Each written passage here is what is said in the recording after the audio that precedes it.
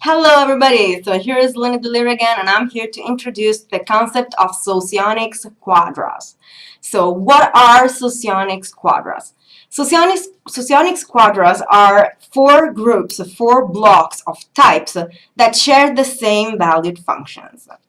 What does it mean to share the same valued functions? So in MBTI terms, it means that we have in each block, in each grouping, in each quadrant, we find the types that have the same functions in different positions. Why do we call them valued functions? We call them valued functions because in Socionics, if you go look at the page on Wikistation of information elements, for example, you will see and you will realize that those information elements in that page are basically lists of values. So some of those values we share and some of those values we don't share.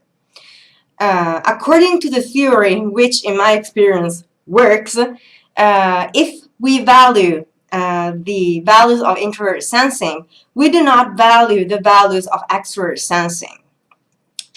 And this is quite clear because extrovert sensing is focused on power, is focused on politics, territory. It's an expansive function. It's basically a function that focuses on the external environment to conquer the external environment. It's not a case if Napoleon, one of the greatest conquerors of the world, of the world's history, is typed ESFP. Another one would be I don't remember the name, but if you look on Socionics, the ESCP, that is the SLE, is paired to another conqueror. So basically, extrovert sensing is the conquering function. So it's a function that is basically action-oriented, whereas introvert sensing is focused on the internal state of the body. So if you value the attitudes of extrovert sensing, it is unlikely that you will value a state of calm, relax, an inner balance, or threatening your inner balance, or not threatening, fixing your inner balance and taking care of how you internally feel, your internal harmony. So comfort and all that kind of stuff. As you can see, the two functions are in complete opposition to one another, and therefore in Socionics we have a very, very clear and very, very clear cut definitions of the functions, and we find we have this possibility to block types by values. So what we can say about these quadras is, first of all, how they are divided. Let's remember for a moment, because we said that it's the types that share the same functions. So we have the alpha quadra, in which we group the SFJs and the NTPs. So we have ENTP, INTP, ESFJ, and ISFJ. The ENTP and the ISFJ are duals, the ESFJ and the INTP are duals. It means that they are the most, the best match in any kind of relationship. Then we have the beta quadrant. In the beta quadrant, we find the NFJs and the STPs. So we have ENFJs, INFJs, ESTPs, and ISTPs. The ISTP is the dual of the ENFJ, the ESTP is the dual of the INFJ. Again, best match. For any kind of relationship, also friendship or working environment, for example. When we talk about relationships, we tend to think of romantic relationships, but it's not always the case that we meet people and we have romantic relationships with them.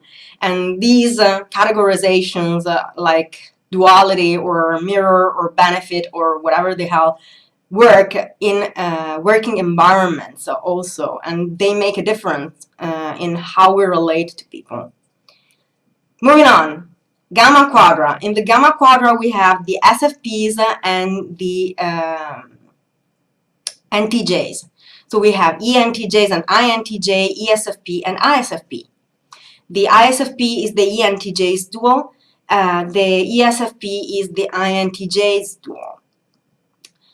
Then we have the Delta Quadra. The Delta Quadra are the STJs and the NFPs. So INFP, ENFP, ESTJ, ISTJ. So this is how the quadras are divided.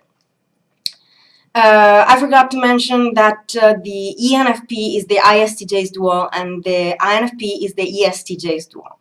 Best match again. So what can we say about these quadras? If you think about it for a moment, you will realize that the movement of the functions within the quadras view the beta quadra as having some functions in common with the alpha quadra and some functions in common with the gamma quadra, but they have zero functions in common with the delta quadra. This means that someone belonging in the beta quadra is going to not get along very well with types that belong in the delta quadra. And that's because everything that the beta quadra values is going to be despised by the delta quadra, and vice versa. Everything that the delta quadra values is going to be despised by the beta quadra.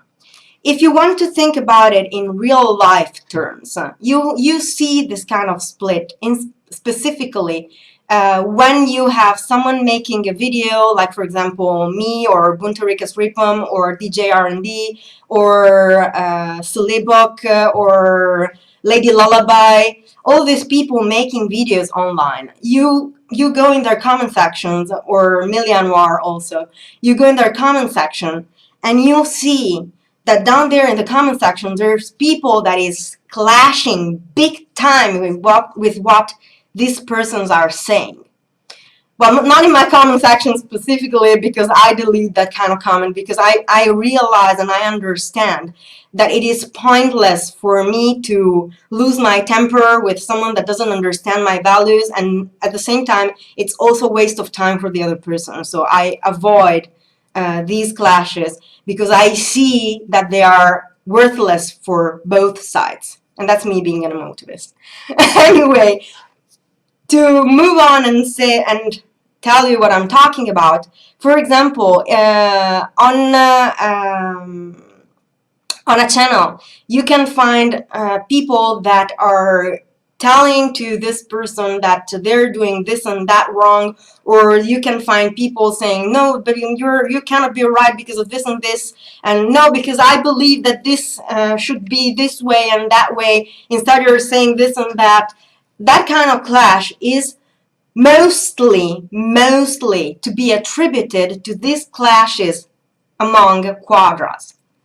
So basically, one thing that I tend to say a lot is that once you spot the kind of people with which you clash a lot, you can rest assured that you have found your clashing quadra. So the quadra with which you have nothing in common.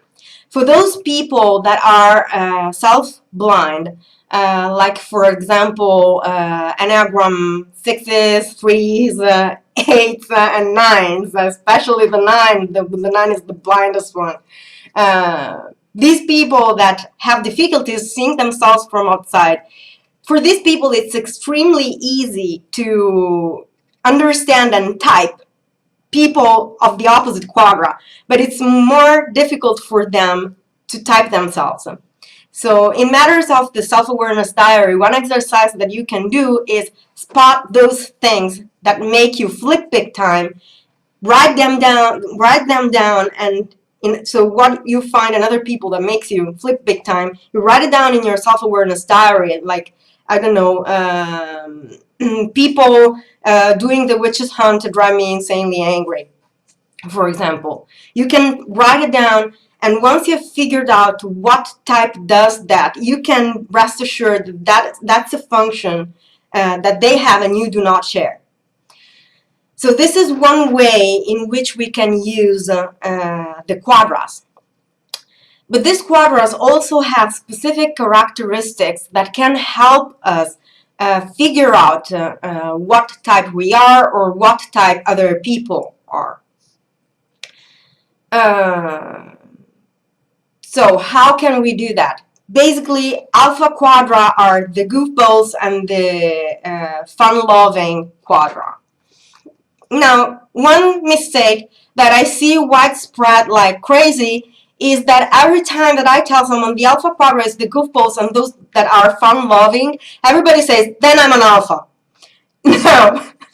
Fun-loving in the alpha quadra sense means that these people are the people that absolutely love, absolutely hate, sorry, and despise the idea of working.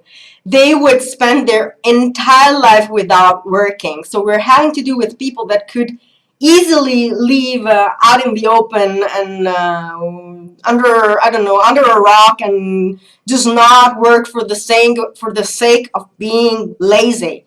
And that's because of the interior sensing focus that is paired with exterior feeling.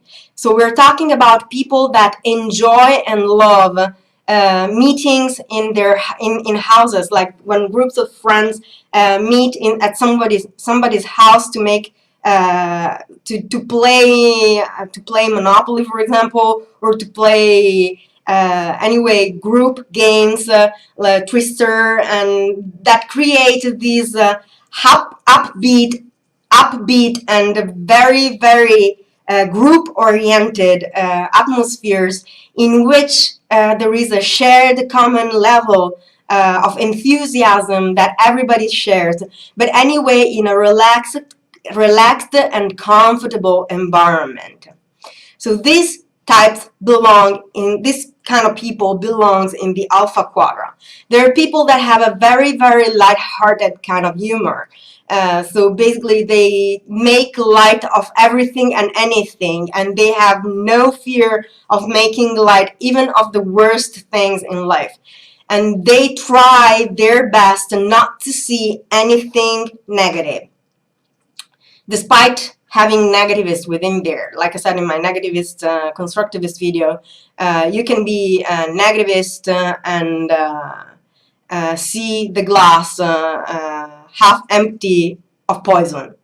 So that's basically an alpha quadra concept, seeing the glass half empty of poison. Or so basically positivists in the alpha quadra see the glass half full of pumpkin juice, and the negativists see the glass half empty of venom, and they tend to of poison, and they tend to focus on the poison and the fear of the poison. That's a very alpha quadra behavior. Then moving down through the categorization that Socionics chooses, which is the alpha quadra here, the beta quadra here, the gamma quadra here, and the delta quadra here. That's my visual representation of how the quadras are oriented in the Wikisocian page, in the original Wikisocian page, because they have changed that recently. Anyway, moving down, we have the beta quadra. Here we have extroverted sensing paired with extroverted feeling. So we maintain that kind of behavior where we have the upbeat atmosphere, positivity, and enthusiasm in an environment of action. So in this quadra, we will find those people that go clubbing all the time, that go out. So basically, live big, think big, do big. They are those types that enjoy life at the fullest, or they wish they did anyway. Because INFJs, like for example me, tend to be a little bit more withdrawn, and so anyway, that's the orientation of this quadra. So basically, high enthusiasm, group activities aimed at reaching a common emotional level, upbeat situations with high energy and a lot of action and a lot of activity. So we're talking about rallies and going clubbing and anything that you can think of that is going out and moving towards the external world and action oriented. Raves are very, very beta quadra thing. So upbeat, action-oriented versus the alpha quadra that is upbeat and instead comfort-oriented. Moving on from the beta quadra, we move now to the gamma quadra. The gamma quadra has still the action-oriented and activity-oriented focus that we find in the beta quadra, but it is oriented towards another direction. We have in this quadra extroverted thinking and introverted feeling. So here we have intensity of feeling, intensity of emotion, and intense experiences. So we start going into the serious quadras. My personal idea is pairs the gamma quadra with the house of Slytherin in Harry Potter, for example. But that's me because I have a particular relationship with the gamma quadra. Anyway, the gamma quadra is basically the pack. They create, via interfeeling, they create strong bonds. So they have this need for strong bonds and strong emotional connection in an environment of action and activity. The extrovert thinking approach is more culture-oriented, more, and here I'm not talking about cult because that's more in the other quadras. I'm talking more about a cultural background. So one kind of music that I could relate, that I could combine with the gamma quadra is, for example, very INTJ music is the Gothic movement. So if you look at the Gothic movement, that is a very gamma quadra kind of thing. So we have this introverted intuition, weird Gothic slash horror scenarios paired with an intensity of feeling. So Dario Argento, for example, could be an INTJ or an ENTJ, so in the gamma quadra. A lot of people tend to think that this quadra is work-oriented. They are not, in my view, the workaholics. I rather tend to view them as the intensely living intensely. Like they live at the they live things with the internal intensity of introvert feeling, and they are more success and power oriented. So their focus is not on working hard and obtaining the money to pay the rent and that kind of behavior. That is more delta quadra behavior.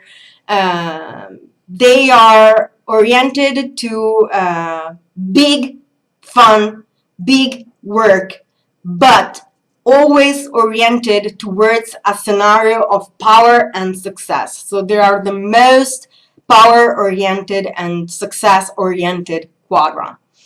And they tend to be achievers. A lot of ESFPs are achievers. They are also extremely rebellious. They are very rebellious, especially ESFPs and INTJs tend to be extremely rebellious. So we have a very, very intense and very power-oriented quadra. Then we have the delta quadra. I'm kind of amused by that quadra personally. It's the quadra with which INFJs clash, and I have a weird relationship with that quadra, honestly, because I recognize that they clash with my values, but at the same time, I tend to view them in a kind of positive light. And I tend to view them in a kind of positive light because in some way I believe that they must make sense. I'm sorry, INFPs, I'm not trying to offend you or anything. But in this quadra, we have people that are basically comfort and knowledge oriented. So comfort and knowledge paired together, we have in this kind of group people that tend to be focused on the American dream kind of scenario.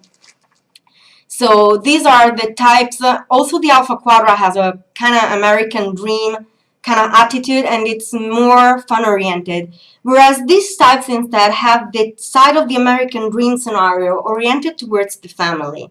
So they are people that meet in very small groups.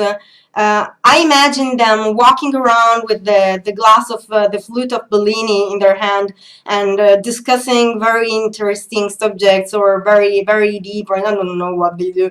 I mean, this kind of very, very elegant and very, very comfort-oriented scenario with classical music in the background or blues. Those places where they play blues and you have this soft lights with tables, with small, very intimate tables. That, in my view, is a very, very Delta Quadra kind of environment. I tend to pair in my mind the Delta Quadra with blues and jazz. That's probably because blues and jazz are my boss's favorite kinds of music, and he's an ESTJ. And therefore, when I think of this quadra, I have this blues jazz oriented kind of idea. So if random music, I don't know. I would probably pair with the gamma quadra and the beta quadra tend to have very similar musical tastes. So the beta quadra probably more rock oriented, the gamma quadra more metal intensity oriented. So gothic and all these subcategories that these subcultures. Subculture is a very gamma concept. Whereas on the other side, we have more indie rock, rock music in general. Is what I personally pair with this quadra. Alpha Quadra, I would totally go for Beach Boys and that kind of music there. So anything disco music, Beach Boys, anything that creates group atmospheres and that creates fun and enthusiasm and puts you in a comfortable disposition. So these are the quadras as I view them. I hope this helps, and this will also give you a direction when typing people or typing yourself, and also when understanding the functions and the reason why these quadras have these different kinds of attitudes towards life in general.